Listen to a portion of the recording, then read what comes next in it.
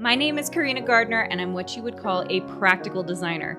If you're ready to create a life that you love, become an incredible force for good, and generate income while pursuing your dreams, this is the podcast for you. Welcome to Make and Design. I have been pondering this because I am in a weird space right now where I have been thinking about teaching and people who teach in education versus those that are industry experts. And I've been seeing this in particular in the crafting and surface pattern design space, and then I've been seeing it, just in business in general. And you'll see that we have we have people on the show. And as I've been becoming more picky about who comes onto the show, and you see that I'm doing a lot of the episodes myself, I started really thinking about why I was doing that. And I thought I would talk to you guys about industry experts versus teaching experts. Now, the reason this feels a little bit difficult to talk about is because I myself, in the last 3 years, have been spending a lot more time in teaching, instructing, doing education. And then, of course, with the University of Arts and Design, we'll be teaching full time. And it's been just an interesting thing because a lot of what I see in my industry are people who are not industry expert, but they're really great teachers. And there's nothing wrong with that. I think that one of the coolest things about the online space or the digital course space is that you see lots of people who are excellent at teaching. And I really have no problem with that because I love that teaching can come to a broader audience. But one of the things that I'm looking for when I'm joining a mastermind, when I'm joining a program, is I'm always looking for industry experts, not teaching experts. And that's because I think teaching is a skill that can be learned. Industry expertise comes from actually being in the industry. So that means that you are actually in that industry doing the things that you say you're doing. So this has been interesting because I understand also that teaching can take up so much time that you don't have as much time to actually be in the industry.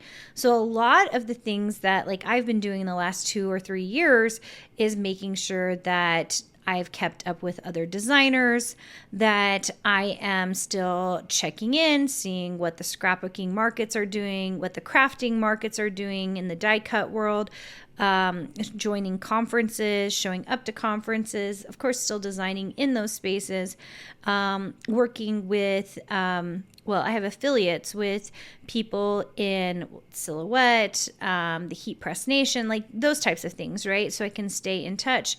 And then, of course, those of you who are in the quilting world or in that world, I haven't had time to design any new sewing patterns, but of course we have sewing patterns that are being used all the time and purchased all the time. And then, of course, fabric designs in the surface pattern realm, especially as I've really kind of dug into wallpaper, which is my current favorite thing. I love wallpaper so much, and we're using so much of it. And I just want to say that if you are looking for someone in the industry that is a teaching expert, or you've taken from someone who really is a teaching expert, if they have one manufacturer deal, I'd be real careful because this is probably someone who's a teaching expert. And you can kind of tell by the people that they also have on their podcast or the people that they have that are, that they're talking to or hanging out with. I'm not going to give any examples of this because I really hold no ill will to people who are teaching experts. I actually really appreciate that they are still teaching in this realm. I think it's really very helpful, especially at lower price points. I think they're really great. But if you are someone who is trying to build a business, really build a business, then my suggestion is to look for industry experts. That means look for people who are actually doing the thing that you want to do. And some of those people are teaching. It took a long time for me to get around to teaching because I was in the industry. I was working with other CEOs. I was the creative director for several years of Carta Bella. I was running Mini Lou and doing deals with Nordstrom and 500 independent stores and museums. So I find myself it was actually kind of a hard transition to make the decision to teach because I was making money in the realm that so many people wanted to make money in. And it really wasn't until I really was tapped by other designers saying, I don't understand how you're doing this, and how are you building these companies, and how do I become a creative director, and how do I make money from my designs online, that I was like, you know what, maybe this is information that's worth sharing. Maybe this is information that no one else is giving out there. And when I realized it wasn't, because so many teaching experts are not industry experts, it made me go, maybe I need to start a program. Maybe this is the missing link. Those of us who are actually doing maybe need to teach. And it really was, it's been almost 3.5 years, not quite 3.5 years, when I started Design Suite. But I started thinking about Design Suite, probably it'd been 1.5 years before I even started Design Suite. I was just teaching one-off classes, and I was doing it in a way that helped me kind of see what the students were wanting. Many people don't realize this unless you were in those first groups that I did. But the first thing I launched was the Silhouette Designer Masterclass. And I launched that class, and I did it for 5 weeks, and I did it in a Facebook group. And the reason I did that was because I really wanted to talk to the designers and see what they were working on, and have them turn in things so that I could critique it and make sure they were in the right place. And I did this for a year. Every other month or so, I would just do a single class and teach that single class and see what everyone was doing.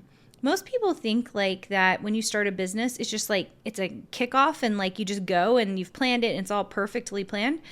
That's never been my experience, like not once in starting any of my companies. Even Mini Lou was really a like a kickoff from Cartabella. So I got really good in understanding wholesale, and that's what we did in the scrapbooking market. And so I was like, you know what, I think we could do paper goods as well, but let's do it in the kid and the toy market. So almost everything is derived from something else. And that's really how Design Suite started. For 1.5 years before I started Design Suite, I was just teaching individual classes and seeing what students were saying, what they were doing, what they were outputting. And if I hadn't done that, if I hadn't spent that year, 14 months or so, really figuring out what people wanted, I don't think I would have started Design Suite. I really don't. Design Suite was really built off of the understanding of like what people needed. And when I built that, I really dug into understanding that people really needed hand-holding. And that was such a fascinating revelation to me, that people liked it when I critiqued their work. They really liked it when I looked over their stuff. And they liked it when I was like, I think you need to change all these colors and you've got to change this collection. And I really think you should go put that in this shop. And they're like, thank you. Thank you for telling me that. No one else would tell me that. And I was like, yeah, no problem. I don't mind telling you that. And that was kind of like my stepping into a professor type role that I didn't even know I would do again. So fast forward, you guys know that the new University of Arts and Education, kicks off this fall, September 3rd. I don't know where we're at. At the time of doing this episode, we were 50% full, and I have no idea where we're at this point. But I'm really hoping for a full house. And the reason is because we get to do the same thing again. I think that being able to see in a first cohort what's working for them, what adjustments we need to make, how we can make things even more incredible is a really cool thing. And all of my designers who were in the first go would tell you, like, there's something magical about being part of the first group, because you get, first of all, you get more attention. Second of all, you get to really work with the people to see what's working and what's not working, which is a really beautiful, very, very cool thing.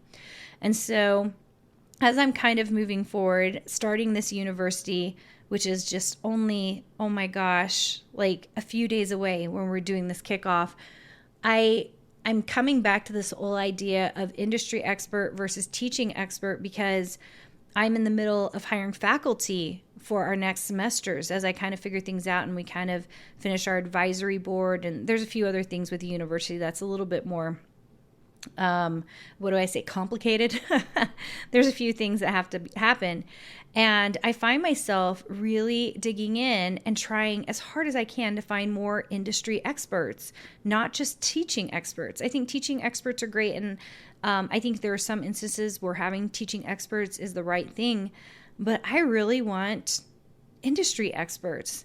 And I just wanted to tell you that as you're kind of looking, whether you're coming to the university or a design suite, or you're just working your tail off to work on your business, know that if you can spend more time looking for people who are industry experts in the things that you want to do, you are going to be in so much better shape than teaching experts. And that's because I think that anyone can teach. I really do. I think that teaching is a learned behavior. I feel like I've gotten to be a better teacher. I don't know that I was the best as I got started, but I sure did know the industry. And so I just taught what I knew. And I think it served me, and I think it has served you as well, because my goal is to give you information that you're not going to hear from a teaching expert, right? So I want to challenge you to kind of pay attention to who you're letting into your life, what you're listening to, what you're doing, and look for those industry experts, people who are really doing this and really going after their dreams. Like, not just education. I'm talking about people who have had really successful design careers, people who've been creative directors, people who are actually designing and selling their stuff. Those are the people I want to get behind, and I really want to see what they're doing because they're in it. They're really doing it, and that's pretty darn cool. So anyway, just kind of like some thoughts about this as I'm kind of heading in. And by the way, if you didn't see, we did have a name change. At the beginning of August, we changed our name from the University of